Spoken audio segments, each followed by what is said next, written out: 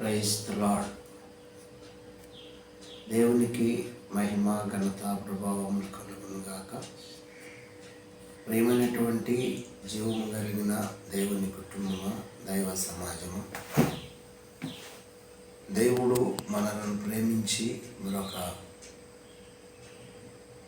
నూతన దినము, ఉదయకాలము, అలాగే నూతన వారము, సోమవారాన్ని ప్రభు మనకిచ్చినందుకు ఆయనకు కృతజ్ఞతాస్తుతులు చెల్లిస్తూ రెండు ప్రియ దైవజన్మ ఒక వాక్యాన్ని చదువుకొని ప్రార్థన చేసుకొని దైవ సహాయం అడిగి మనము ఈ వాక్యాన్ని ధ్యానం చేద్దాము. కీర్తనల గ్రంథంలో ఒక మాట చదువుకుందాం. కీర్తనల గ్రంథంలో 61వ కీర్తనలో దావీదు కీర్తన 61వ కీర్తన మొదటి 2 చరణాలు చదువుకుందాం. దేవా, నా మొర్ర ఆలకించుము, నా ప్రార్థనకు చెవియొగ్గుము. నా ప్రాణము తల్లడిల్లగా ఊది గంతముల నుండి నీకు మొరపెట్టుచున్నాను. నేనెక్కలేనంత ఎత్తైన కొండపైకి ఎక్కించుము. ప్రార్థన. పరిశుద్ధుడు, ప్రేమ కలిగిన తండ్రి యేసుక్రీస్తు ప్రభువ, హృదయపూర్వక కృతజ్ఞతాస్తుతులు చెల్లిస్తున్నాను.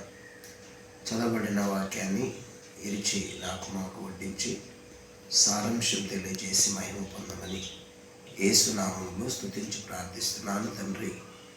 ఆమేన్. హల్లెలూయా. దేవునికి స్తోత్రం. ప్రభునందు నాకు అత్యంత ప్రేమైనటువంటి జీవము కలిగిన దేవుని కుటుంబమా, దైవ సమాజమా, దేవుడు మనల్ని ప్రేమించి ప్రతి ఉదయము తన వాక్కుతో సంధి చేసి తనతో మరి నడిపించటానికి మనము పలకరిస్తూ వస్తున్నాడు. మనమే చాలాసార్లు ఆయన సన్నిధిలో మోకరించలేకపోయినా, ప్రార్థించలేకపోయినా, మరి బలహీనమైన దేవుడు తన వాక్కును పంపించి మనల్ని పలకరిస్తున్నాడు. కాబట్టి పలకరిస్తున్నటువంటి దేవుని సన్నిధిలో మనం చేయవలసిన పని ఏమిటి అంటే, దేవుని సన్నిధిలో మనము ప్రార్థన చేయాలి. దావీదు మహారాజు దేవుని సన్నిధిలో ప్రార్థన చేస్తూ వచ్చాడు. ఏమని ప్రార్థన చేస్తూ వచ్చాడంటే, దేవా, నా మొర్ర ఆలకించుము, నా ప్రార్థనకు చెవియొగ్గుము. నా ప్రార్థన మీరు ఆలకిస్తేనే నాకు ప్రతిఫలం వస్తుంది. నా ప్రార్థనకు చెవియొగ్గుము అని దేవుని సన్నిధిలో ప్రార్థించి మొరపెడుతున్నటువంటి వ్యక్తి ఎవరు ఉన్నారంటే మహారాజు అయినటువంటి దావీదు. కాబట్టి ప్రియ దైవజన్మ, మనము నేర్చుకోవాల్సింది ఏంటి ఈరోజు అంటే, దేవుని సన్నిధిలో మనము ప్రార్థన చేయాలి, దేవుని సన్నిధిలో మొరపెట్టాలి. ఏమంటున్నాడు దావీదు మహారాజు అంటే, దేవా, నా మొర్ర ఆలకించుము, నా ప్రార్థనకు చెవియొగ్గుము. నా మొర్ర ఆలకించుము, నా ప్రార్థనకు చెవియొగ్గుము. దావీదు మొర్ర పెడుతున్నాడు, ప్రార్థన చేస్తున్నాడు. అంటే మొర్ర అనేది ఏంటంటే, దేవుని సన్నిధిలో అస్తమానము దేవుణ్ణి ప్రభువా ప్రభువా ప్రభువా ప్రభువా అని మొరపెట్టడం. ప్రార్థన ఏమిటంటే అవసరాలు వివరించడం. కాబట్టి దేవుని సన్నిధిలో మొరలెడుతున్నాడు, తర్వాత ప్రార్థిస్తున్నాడు. ఈ ప్రార్థన, ఈ మొర్ర దేనికి అవసరమంటే, తన భక్తుడు దేనిని సాధించలేకపోతున్నాడు, దానిని సాధించడానికి దేవుడు తన పిల్లలను పట్టించుకొని మరి భక్తులు సాధించలేని విజయాన్ని దేవుడు వారికి అనుగ్రహిస్తాడు. ఎందుకు పెడుతున్నాడు మొర్ర అంటే, అక్కడ ఏమంటాడు తెలుసా, నా ప్రాణము తల్లడిల్లగా బూది గంతముల నుండి నీకు మొర్ర పెట్టుచున్నాను. ఆయన ప్రాణం ఏమవుతుందంట, తల్లడిల్లుచుందంట. అంటే ప్రాణము తహతహలాడిపోతుంది, తల్లడిల్లుచున్నది. ఎందు నిమిత్తము, ఎందుకొరకు అంటే, కిందనే చదువుతాడు. ఏమిటి తెలుసా, నేనెక్కలేనంత ఎత్తైన కొండపైకి నన్ను ఎక్కించుము, నీవు నాకు ఆశ్రయముగా నుంటివి. నన్ను ఎక్కలేనంత ఎత్తైన కొండ. అంటే ఆధ్యాత్మిక స్థితిలో ఎత్తైన స్థితికి, శిఖరాలకు ఎక్కాలి.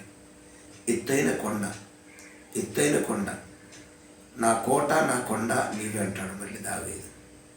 ఎత్తైన కొండపైకి ఎక్కించుము అంటే ఆత్మీయ శిఖరాలకు నన్ను ఎక్కించుము. ఎందుకంటే అక్కడ నీవు నాకు ఆశ్రయముగా, బలమైన కోటగా, నాకు దుర్గముగా నీ ఉన్నావు అని దావీదు దగ్గర మొరపెడుతున్నటువంటి, దేవుని దగ్గర మొరపెడుతున్నటువంటి దావీదు, దేవుని దగ్గర మొరపెడుతున్నటువంటి దావీదు మహారాజు. దేవునికి స్తోత్రం కలుగును గాక.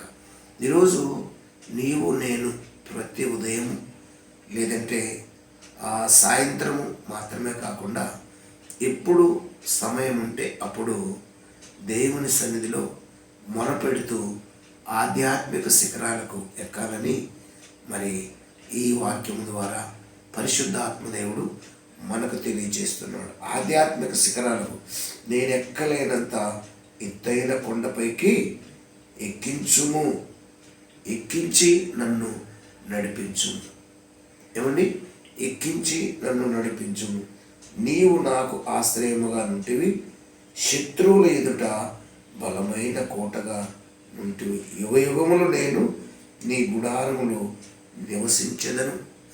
ఎందుకు ఆయన గుడారంలో నివసించాలి అంటే, శత్రువుల దాడి ఏది వచ్చినా తప్పించుకోవాలంటే దేవుని ఆశ్రయపురంలోనికి వెళ్ళాలి, దేవుని గుడారంలోనికి వెళ్ళాలి. ఇంకా ఏమంటాడంటే నీ రెక్కల చాటున దాగియుందును, నీ రెక్కల చాటున దాగియుందును అంటాడు. కాబట్టి దేవుని రెక్కల నీడలో సురక్షితమైనటువంటి భద్రత ఉంది.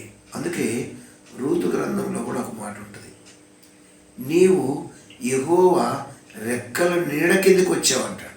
దేవునికి స్తోత్రం కలుగును గాక. హల్లెలూయా, హల్లెలూయా. ఎక్కడికి వచ్చిందట? రెక్కల నీడ కిందకి. ఎవరు రెక్కల నీడ? యెహోవా రెక్కల నీడ కిందకి వచ్చావమ్మా, నువ్వు సురక్షితంగా ఉంటావని అక్కడ రాయబడింది రూతు గ్రంథంలో. రూతును ఎక్కడికి రావాలి అంటే దేవుని రెక్కల నీడకి.